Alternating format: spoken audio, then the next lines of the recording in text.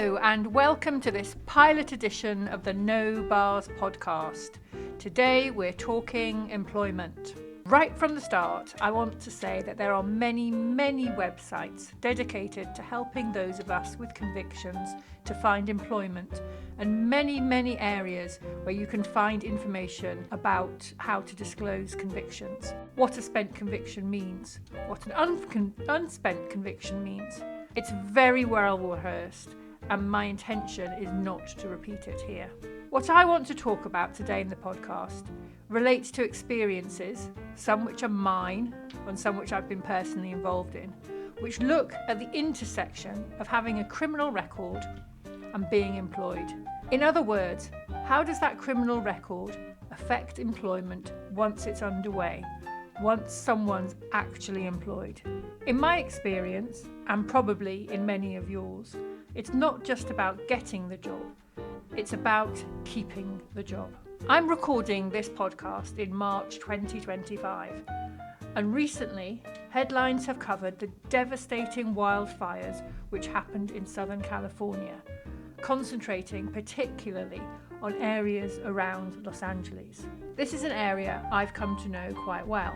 Some of the fires were in places like Pacific Palisades, which is a very wealthy area, has the homes to the stars, the mega rich and the very famous. One of the things which caught my attention about the situation was around the wildfires, was about the actual firefighters.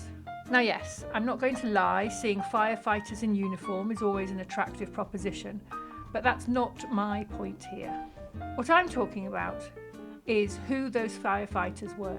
In the UK, where I expect many of my listeners are from, the fire service, or the fire department, is basically a government body. It's a job. It's something that people are employed to do.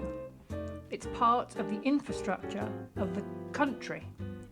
But in America, the fire service is run on a much more local level.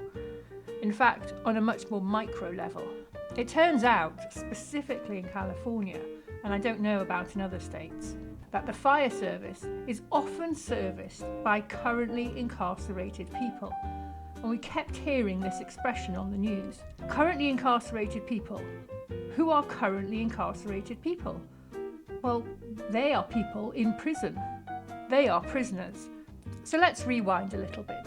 I was recently privileged to be in Northern California and to be visiting with a section of a prison in San Francisco known as San Quentin. I was learning about the firehouse within San Quentin. Now, American prisons, again, are huge compared to British prisons. They can almost be considered a small town. Hence, they're going to have their own firehouse on site.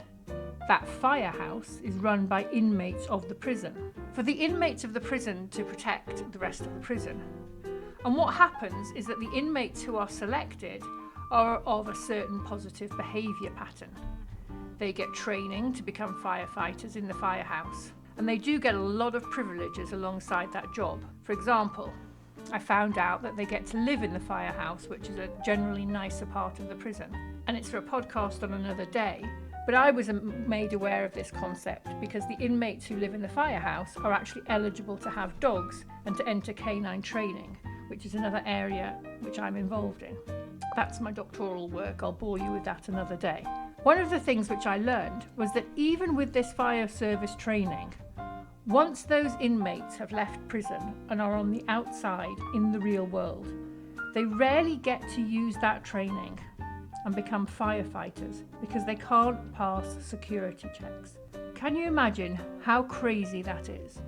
They've gone through all this training, they're good enough to be firefighters within the prison, and yet they can't pass a security check to be a firefighter outside in the real world. So going back to the situation in Southern California, it seems that the firefighters were from a Southern California prison.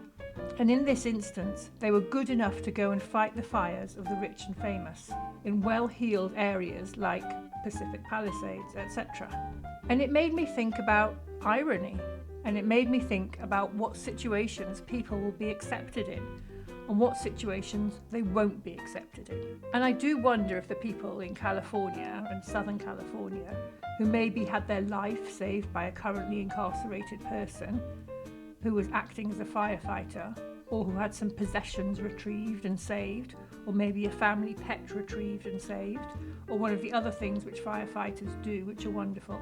I wonder if that changed their opinion of incarcerated people and the kinds of chances that people should be given after prison. Why aren't these things taken into consideration when formerly incarcerated people are applying for jobs? What more can be done to affect change than actually proving yourself? This was a pilot edition of the No Bars podcast. If this is content that you enjoy engaging with, please do look out for the extended version of this podcast and other episodes coming soon to all platforms where you get your podcasts from. Feel free to engage with us on social media at ... or email us on ...